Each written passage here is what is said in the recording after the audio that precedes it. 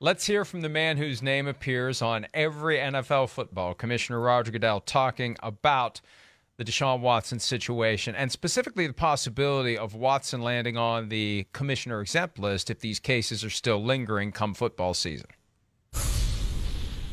The only thing that's changed is the criminal element it has been at least resolved.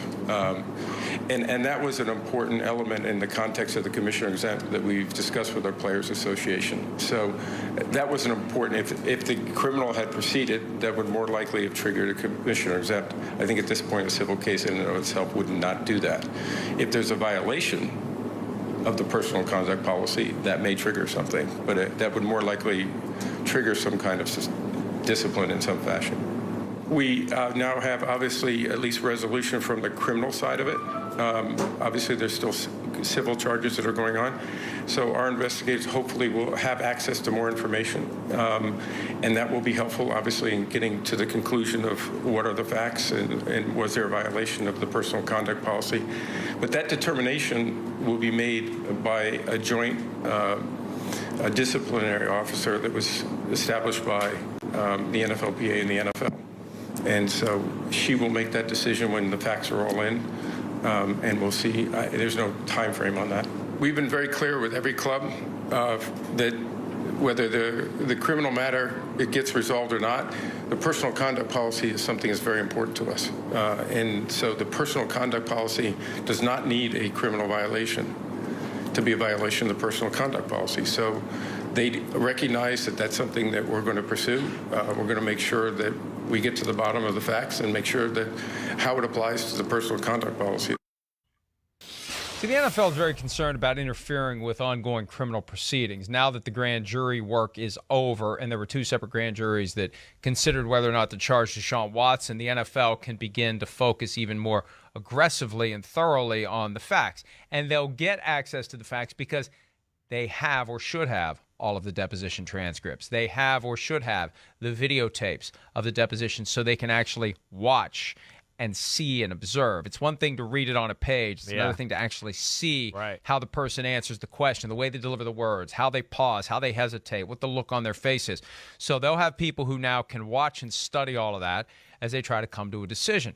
And look, there's now, I think, three options, because the commissioner made it clear yesterday, paid leave pending the resolution of the cases is very unlikely to occur, because if they're going to do anything at this point, they're going to go ahead and find a violation. They're not going to say he may have violated it, he should be prevented from playing at all until we can make a final decision. So they're either going to suspend him now, and he serves his suspension, and it's over regardless of what happens with the civil cases, or they're going to wait until the civil cases end. And at that point, if he wins all 22 of them, I don't know what the wrongdoing is. And maybe he doesn't get suspended at all. I don't know, because I don't know what the violation is if he's ultimately found to have done nothing wrong. And three, suspend him now and leave the door open for maybe something more later based upon what the verdicts are, what the juries decide in these cases. That's another way to kind of do a half measure now and wait and see. They did that sort of with Antonio Brown in 2020. He was suspended 8 games for several other things. I mean, he had a whole list of things that he had done away from the field that he got punished for at once. But as it related to a pending civil action accusing him of sexual misconduct and rape, that was left open pending the outcome of the case. That case was eventually settled, and the NFL took no further action. Yeah, I understand them. They want to watch the investigation take its place. They don't want to interfere. I get that, and I guess I do understand, now that, you just talked and I listened to you there, I guess they do got to wait to hear it out with these civil cases, or at least get a little bit better of a feel of where they're going. To your point, I mean, if he came out, scot clean on one side, or scot free, is it scot free? I think it's scot free. On one side, you almost said scotch free. That's you right. almost said scotch free. Yeah, scotch free. That's the old saying there we talked about. But if he does that, then I would think that's, of course, would make them then go, okay, maybe we don't suspend him as long as we thought we might, or whatever. So maybe that's what they're waiting for. I just thought maybe, they probably had a good feel for where this was at right now. And, we've seen, I feel like, people get suspended for less than this, as far as, violating league rules or bad, behavior to the Shield. That's where I thought maybe they'd be a little farther down the road. Well, and look, they have enough. If they want to suspend him for his habit of setting up massages through Instagram with the acknowledgement that some of those sessions became consensual sexual encounters, that's enough for the NFL to say, we believe he requires an intervention here. We believe he needs counseling.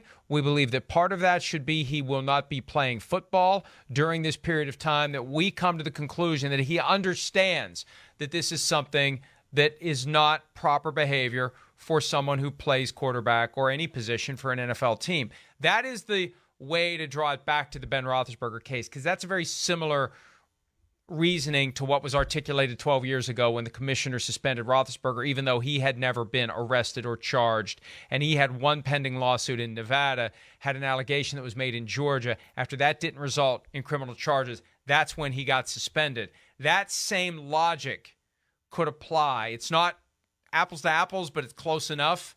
It could apply to Deshaun Watson and justify suspension regardless of what happens with the 22 civil cases. The mere fact that he was putting himself in this position where he is finding massage therapists on Instagram, and some of those sessions are becoming consensual sexual encounters. This whole 22-person lawsuit mess for Watson in the league comes from apparently this idea he had that these massages all end a certain way, and 22 people disagree. Yeah. Obviously. Right. All right, so wait, here's another thing that I want to throw at you, because this seems to be, all right, we got the the disappointment, the outrage by some people with Deshaun Watson and all that.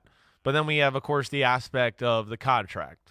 The contract, of course, makes people angry. I understand that. Like we talked about earlier this week, it's not a good look that, a guy that's had this history, he's got the greatest contract in history of football. That's how he's rewarded. It certainly doesn't look good. I agree with that. But I think the other thing that bothers people, at least from what you gauge on social media too, and people that are a little knowledge of the situation, is the way the contract's set up, to where it can avoid, if he's suspended, he doesn't really have to pay big time money, or money that is, equal to the amount of pay he's going to actually make in the grand scheme of things there. What's your thought on that? Is the NFL going to do something about that? Is that right? I'd just like to hear you talk about that for a second.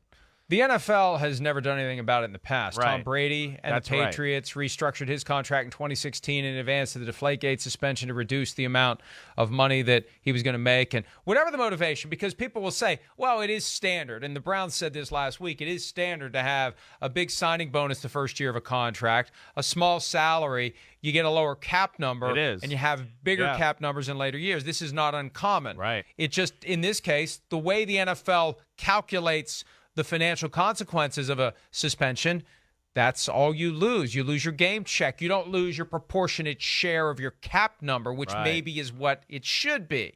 It should be the allocation of the bonus applied to this year per game. Maybe that is the amount that should be forfeited. So the NFL rules allow this giant loophole. Yeah. There's nothing wrong with taking advantage of it, especially when there is a cap reason for having a small salary in the first year of a contract, and that's not uncommon. Now, the other side of it, too, is they could fine him instead of suspend him. Right. They